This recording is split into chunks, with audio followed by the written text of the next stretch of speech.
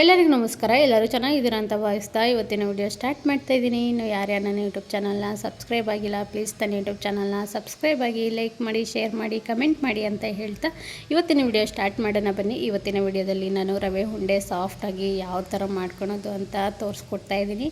ನಾನು ಫಸ್ಟಿಗೆ ಒಲೆ ಮೇಲೆ ಒಂದು ಪ್ಯಾನನ್ನು ಇಟ್ಟು ಒಂದು 3 ಸ್ಪೂನ್ ಅಡುಗೆ ಎಣ್ಣೆನ ಆ್ಯಡ್ ಮಾಡ್ಕೊತಾ ಇದ್ದೀನಿ. ನಿಮಗೆ ಅಡುಗೆ ಎಣ್ಣೆ ಬೇಡ ಅಂದರೆ ನೀವು ತುಪ್ಪನೂ ಆ್ಯಡ್ ಮಾಡ್ಕೋಬೋದು. ನನಗೆ ತುಪ್ಪ ಇಷ್ಟ ಇಲ್ಲದಿರೋ ಕಾರಣ ನಾನು ಅಡುಗೆ ಎಣ್ಣೆನ ಆ್ಯಡ್ ಮಾಡ್ತಾಯಿದ್ದೀನಿ. ಅಡುಗೆ ಎಣ್ಣೆನ ಅದು ಎಣ್ಣೆ ಸ್ವಲ್ಪ ಬಿಸಿ ಆದಮೇಲೆ ಡ್ರೈ ಫ್ರೂಟ್ಸ್ನ ಆ್ಯಡ್ ಮಾಡ್ತಾಯಿದ್ದೀನಿ. ದ್ರಾಕ್ಷಿ, ಗೋಡಂಬಿ ಮತ್ತು ಬಾದಾಮ್, ನೀವು ಪಿಸ್ತಾನೂ ಆ್ಯಡ್ ಮಾಡ್ಕೋಬೋದು, ಆಪ್ಷನಲ್ಲು. ನಿಮಗೆ ಯಾವುದು ಡ್ರೈ ಫ್ರೂಟ್ಸ್ ಇಷ್ಟ ಆಗುತ್ತೆ ಅವೆಲ್ಲ ಹಾಕ್ಕೋಬೋದು.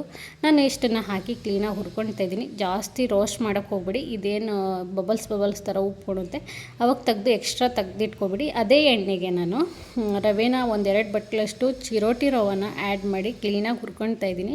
ನೀವು ಇಲ್ಲಿ ರವೆನ ಎಷ್ಟು ಚೆನ್ನಾಗಿ ಹುರ್ಕೊಳ್ತೀರಾ ಅಷ್ಟು ಚೆನ್ನಾಗಿ ಬರುತ್ತೆ ರವೆ ಉಂಡೆ. ಅಷ್ಟು ಸಾಫ್ಟಾಗಿ, ಅಷ್ಟು ಟೇಸ್ಟಿಯಾಗಿ, ಅಷ್ಟು ಸ್ಮೂತಾಗಿ ಬರುತ್ತೆ ರವೆ ಉಂಡೆ. ನೀವು ಏನಾದರೂ ಹೈ ಫ್ಲೇಮ್ ಮಾಡಿಕೊಂಡು ರವೆನ ಬೇಗ ಆಗಬೇಕು ಅಂತ ಹುರ್ಕೊಬಿಟ್ರೆ ಅದು ಸೀದೋಗೋ ಚಾನ್ಸ್ ಇರುತ್ತೆ, ಮತ್ತು ಅಷ್ಟು ಟೇಸ್ಟ್ ಬರೋಲ್ಲ. ಹಸಿ ಸ್ಮೆಲ್ ಬರುತ್ತೆ.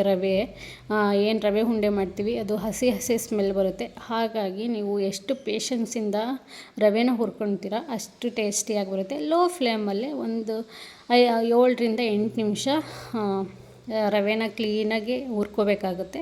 ತುಂಬಾ ಪೇಷನ್ಸಿಂದ ಹುರ್ಕೋಬೇಕು. ನಾವು ಬೇಗ ಮಾಡೋಕ್ಕೆ ಹೋದರೆ ಅದು ಹೋಗ್ಬಿಡುತ್ತೆ. ನಾನು ಇವಾಗ 2 ಏಲಕ್ಕಿ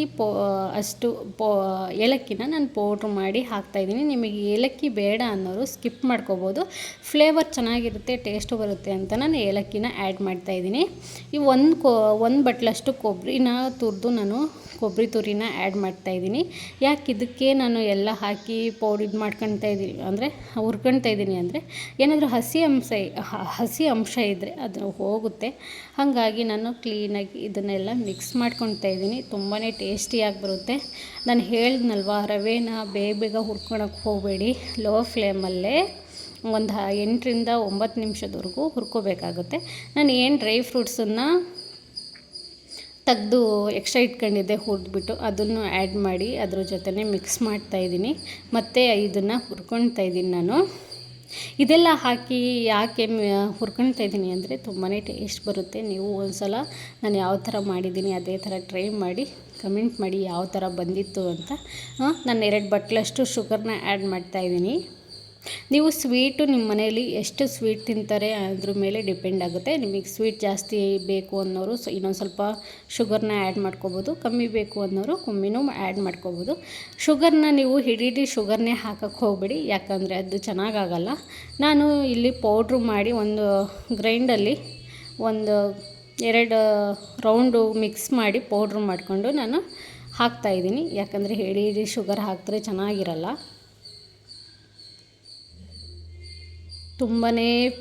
ಇದನ್ನು ತುಂಬಾ ನೀಟಾಗಿ ಹುರ್ಕೋಬೇಕು. ಹೋಗೋದು ಆ ಥರ ಎಲ್ಲ ಮಾಡಬಾರ್ದು. ರವೆ ಉಂಡೆ ಟೇಸ್ಟೇ ಚೇಂಜ್ ಆಗಿಬಿಡುತ್ತೆ ನಾವು ಸೀಸ್ಬಿಟ್ರೆ ರವೆನ. ನಾನು ಇಲ್ಲಿ ರವೆನ ಹುರಿದ್ಬಿಟ್ಟು ಒಂದು ಕಡೆ ಇಟ್ಟು 1 ಟೀ ಲೋಟದಷ್ಟು ಹಾಲನ್ನು ಬಿಸಿ ಮಾಡ್ಕೊಂಡಿದ್ದೀನಿ. ಅಂದರೆ ದೊಡ್ಡ ಲೋಟದಲ್ಲಿ ಹಾಲನ್ನು ಬಿಸಿ ಮಾಡಿ ಸ್ವಲ್ಪ ಎಕ್ಸ್ಟ್ರಾ ಹಾಲನ್ನು ನಾನು ಇಲ್ಲಿ ಕಾಯಿಸಿ, ಈ ಹಾಲನ್ನು ತೀರಾ ಬಿಸಿ ಮಾಡೋಕ್ಕೆ ಹೋಗ್ಬೇಡಿ, ಒಂಚೂರು ಬಿಸಿ ಆದರೆ ಸಾಕು. ಆ ಹಾಲನ್ನು ತಗೊಂಡು ನಾವು ರವೆ ಏನು ಹುರ್ಕೊಂಡಿರ್ತೀವಿ ಆ ರವೆ ಮತ್ತು ಹಾಲು ಬೆಚ್ಚಗಿರಬೇಕು. ಹಾಲು ಸ್ವಲ್ಪ ಬಿಸಿ ಇದ್ದು ರವೆ ಬೆಚ್ಚಗಿದ್ದಾಗ ನಾವು ಉಂಡೆ ಕಟ್ಟಿದ್ರೆ ತುಂಬಾ ಚೆನ್ನಾಗಿ ಉಂಡೆ ಕಟ್ಟಲಿಗೆ ಬರುತ್ತೆ. ಅದು ಫುಲ್ಲು ತಣ್ಣಗಾದ್ಮೇಲೆ ಉಂಡೆ ಕಟ್ಟಲಿಗೆ ಅಷ್ಟು ಚೆನ್ನಾಗಾಗಲ್ಲ, ಮತ್ತು ಉಂಡೆನೂ ಕ್ಲೀನಾಗಿ ಗಟ್ಟಿ ಬರಲ್ಲ. ಅಂದರೆ ಸೀಳು ಬಿಟ್ಕೊಳ್ಳೋದು, ಓಪನ್ ಆಗೋದು ಮಧ್ಯೆ ಆ ಥರ ಎಲ್ಲ ಆಗುತ್ತೆ ತಣ್ಣಗಾದರೆ. ಬೆಚ್ಚಗಿದ್ದಾಗಲೇ ಈ ಥರ ಹಾಲು ಹಾಕಿ ಸ್ವಲ್ಪನೇ ಹಾಲು ಹಾಕಿ ಈ ಥರ ನಾನು ಯಾವ ಥರ ಉಂಡೆ ಕಟ್ತಾಯಿದ್ದೀನಿ ಅದೇ ಥರ ಉಂಡೆನ ಕಟ್ಕೋಬೇಕಾಗುತ್ತೆ. ಯಾಕೆ ನಾನು ಹಾಲನ್ನು ಇದು ಮಾಡ್ತಾಯಿದ್ದೀನಿ ಅಂದರೆ ಹಾಲನ್ನು ಹಾಕಿದ್ರೆ ತುಂಬಾ ಸಾಫ್ಟ್ ಬರುತ್ತೆ ಮತ್ತು ತುಂಬಾ ಟೇಸ್ಟ್ ಬರುತ್ತೆ ರವೆ ಉಂಡೆ. ಕೆಲವೊಬ್ಬರು ಸಕ್ಕರೆ ಪಾಕ ಹಾಕಿ ಆ ಥರ ಎಲ್ಲ ರವೆ ಉಂಡೆ ಮಾಡ್ತಾರೆ. ಆ ಥರ ಮಾಡಿದ್ರೆ ತುಂಬಾ ಗಟ್ಟಿ ಬಂದುಬಿಡುತ್ತೆ ರವೆ ಉಂಡೆ. ಹಾಗಾಗಿ ನಾನು ಹಾಲನ್ನು ಬಿಸಿ ಮಾಡಿಕೊಂಡು ಸ್ವಲ್ಪನೇ ಹಾಲನ್ನು ಹಾಕಿ ಕ್ಲೀನಾಗಿ ರವೆನ ಮಿಕ್ಸ್ ಮಾಡಿಕೊಂಡು ಈ ಥರ ಉಂಡೆನ ಕಟ್ತಾಯಿದ್ದೀನಿ.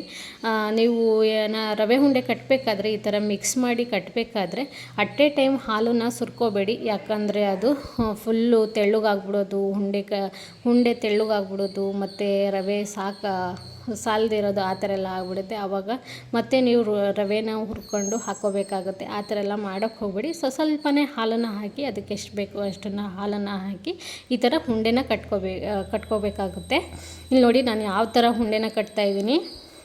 ಈ ಥರ ಕ್ಲೀನಾಗಿ ಪ್ರೆಸ್ ಮಾಡಿ ಉಂಡೆನ ಕಟ್ಕೋಬೇಕಾಗುತ್ತೆ. ನೀವು ಇದಕ್ಕೆ ಬೇಕಾದರೆ ಶೇಂಗಾ ಬೀಜ ಆ ಥರ ಎಲ್ಲ ಆ್ಯಡ್ ಮಾಡ್ಕೋಬೋದು. ನಾನಿಲ್ಲಿ ಶೇಂಗಾ ಬೀಜ ಎಲ್ಲ ಹಾಕಿಲ್ಲ, ಬರೀ ಡ್ರೈ ಫ್ರೂಟ್ಸು ಹಾಕಿ ಇದು ಮಾಡಿದ್ದೀನಿ. ಏಲಕ್ಕಿ ಪೌಡ್ರು ಅಷ್ಟೇ, ನೀವು ಏಲಕ್ಕಿ ಪೌಡ್ರು ನಮಗೆ ಬೇಡ, ಇಷ್ಟಪಡಲ್ಲ ನಮ್ಮ ಮನೇಲಿ ಅನ್ನೋರು ಅದನ್ನು ಸ್ಕಿಪ್ ಮಾಡ್ಕೋಬೋದು. ಶೇಂಗಾ ಬೀಜ ಎಲ್ಲ ಹಾಕಿ ನಾವು ತಿಂತೀವಿ ಅನ್ನೋರು ಅದನ್ನು ಹಾಕ್ಕೋಬೋದು, ಇನ್ನೂ ತುಂಬಾ ಚೆನ್ನಾಗಿರುತ್ತೆ ಟೇಸ್ಟು. ಇಲ್ಲಿ ನೋಡಿ ಫೈನಲಿ ರವೆ ಉಂಡೆ ಆಗಿದೆ. ಎಷ್ಟು ಚೆನ್ನಾಗಿ ಕಾಣಿಸ್ತಿದೆ, ತುಂಬಾ ಸಾಫ್ಟಾಗಿರುತ್ತೆ ಮತ್ತು ತುಂಬಾ ಟೇಸ್ಟ್ ಇರುತ್ತೆ. ನೀವು ಒಂದು ಸಲ ಟ್ರೈ ಮಾಡಿ ನಾನು ಯಾವ ಥರ ಮಾಡಿದ್ದೀನಿ ಅಂತ. ನಾನು ಯಾವ ಥರ ಮಾಡಿದ್ದೀನಿ ಆ ಥರನೇ ಟ್ರೈ ಮಾಡಿ ಕಮೆಂಟ್ ಮಾಡಿ ಯಾವ ಥರ ಬಂದಿತ್ತು ಅಂತ.